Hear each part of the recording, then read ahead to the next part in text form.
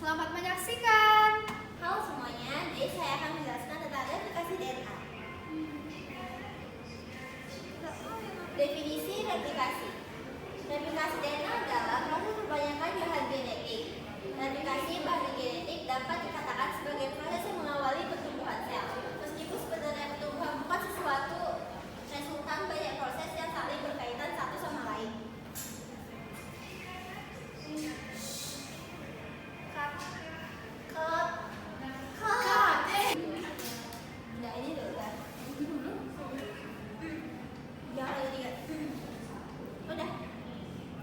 Ada 3 model dari replikasi DNA, yaitu konservatif, semi-konservatif, dan dispersif.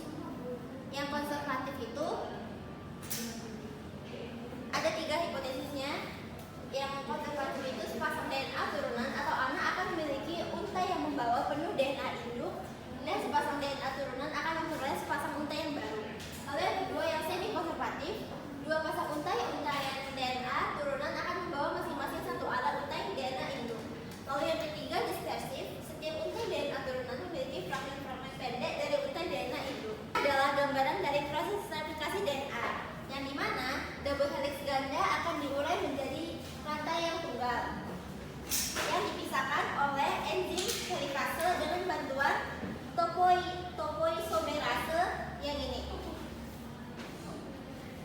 Untaian DNA tunggal dilekati oleh protein-protein yang pengikat untaian tunggal untuk mencegah membentuk helix ganda kembali. Lalu yang primase membentuk oligonukleotida RNA yang disebut primer. Dan molekul DNA polimerase, yaitu yang ini, melekat pada seuntai tunggal DNA dan bergerak sepanjang untai tersebut untuk memperpanjang primer, membentuk untai tunggal DNA baru yang disebut sebagai leading strand. Yang ini untaian leading strand dan lagging strand. Dan bagian ini. DNA polimerase yang membentuk lagging strand harus mensintesis segmen-segmen polinukleotida diskontinu atau disebut dengan fragmen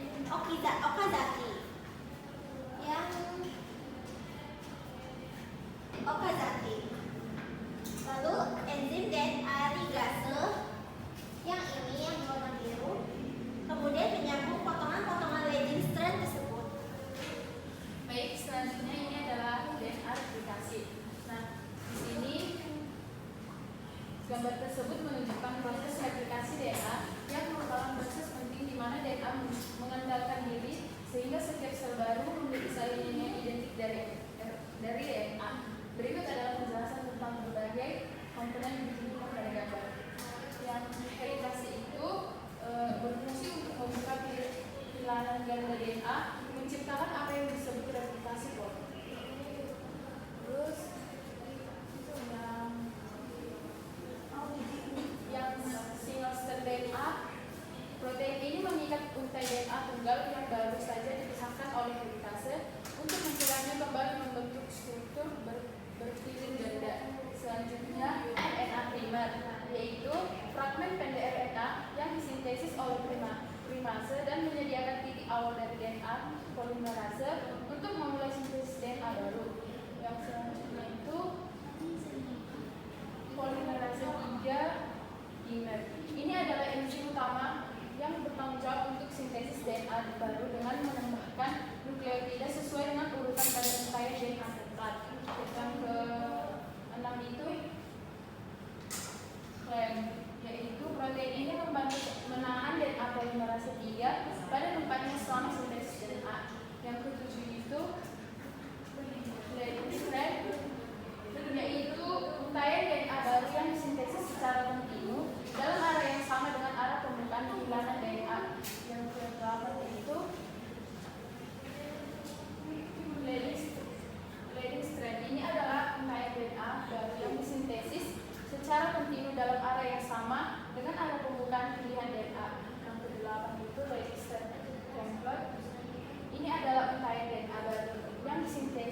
secara terputus-putus dalam bentuk fragmen kecil yang disebut fragmen Okazaki karena disintesis berlawanan arah dengan arah pembukaan pilihan DNA.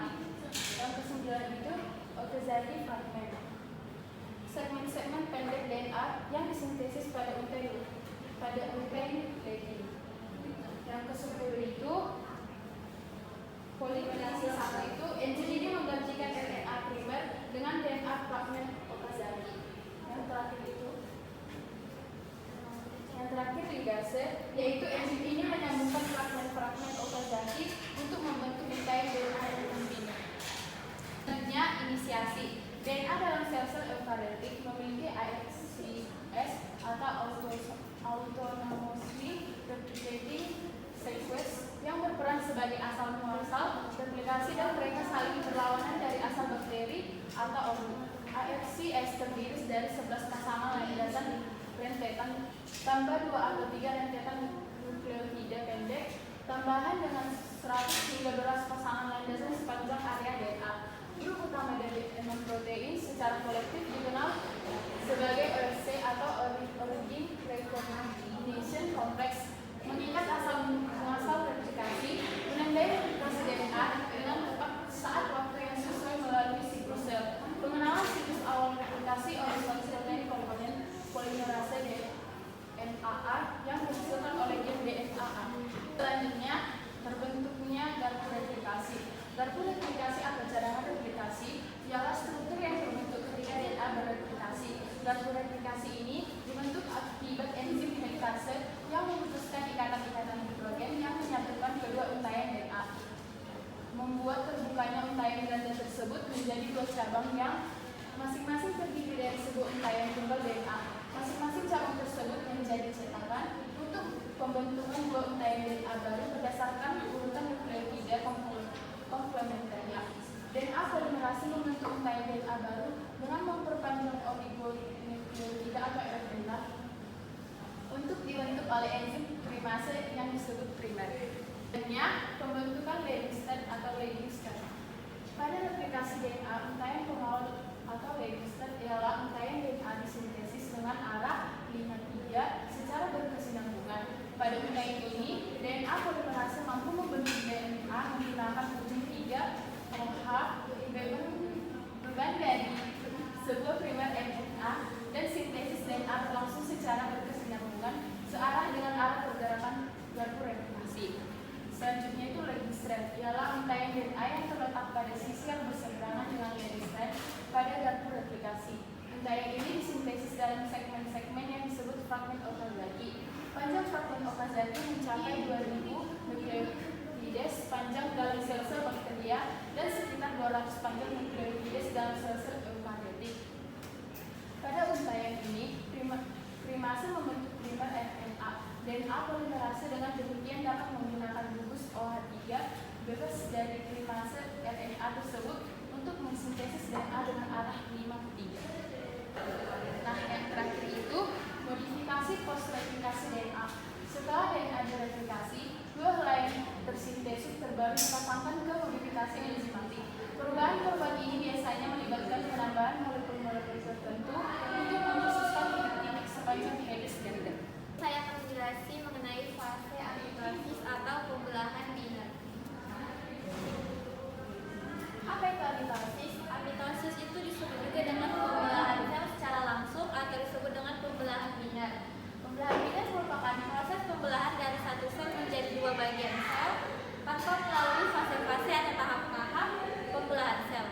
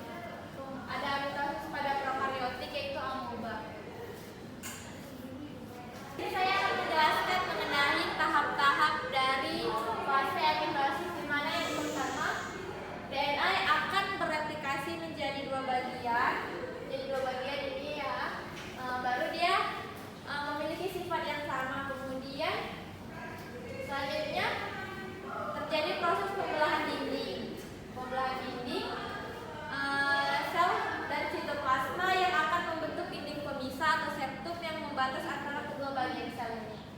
Kemudian setelah sentrumnya udah terbentuk sempurna,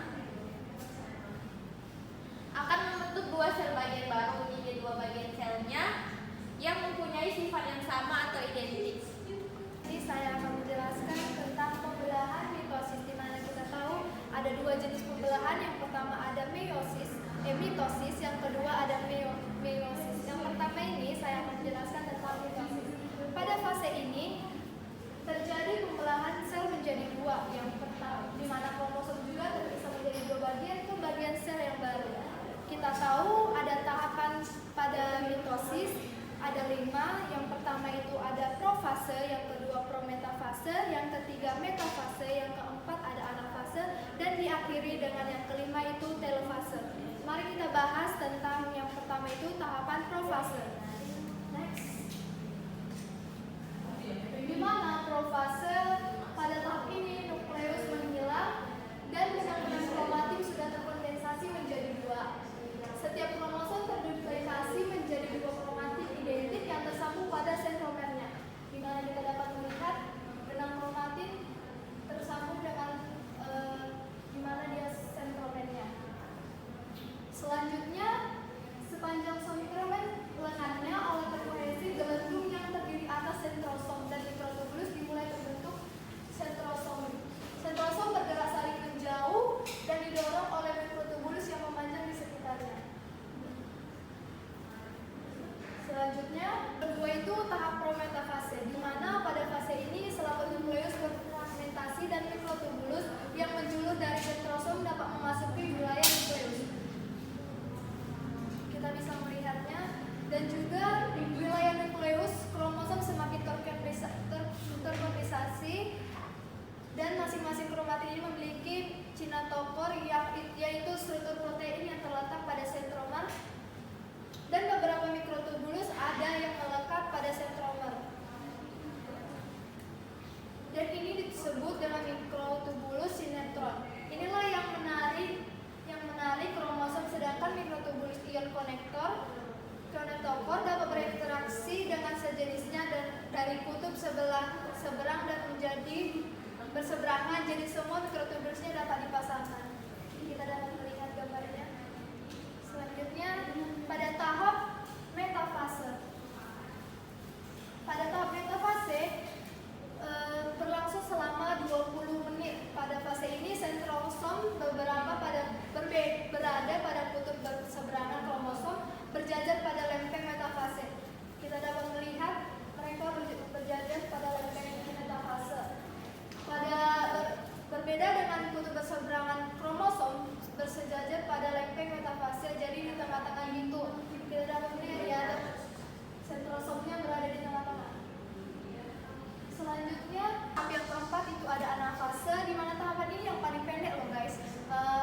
Cuman beberapa menit saja, dimulai dari ketika protein kohesi terbelah dan membuat kedua kromatis saudara berpisah secara tiba-tiba. Di mana kita lihat kromosom anakannya mulai bergerak ke ujung sel yang terlalu mikrotubulus. Channel pendek kromosom bergerak ke arah dan rongga terlebih dahulu.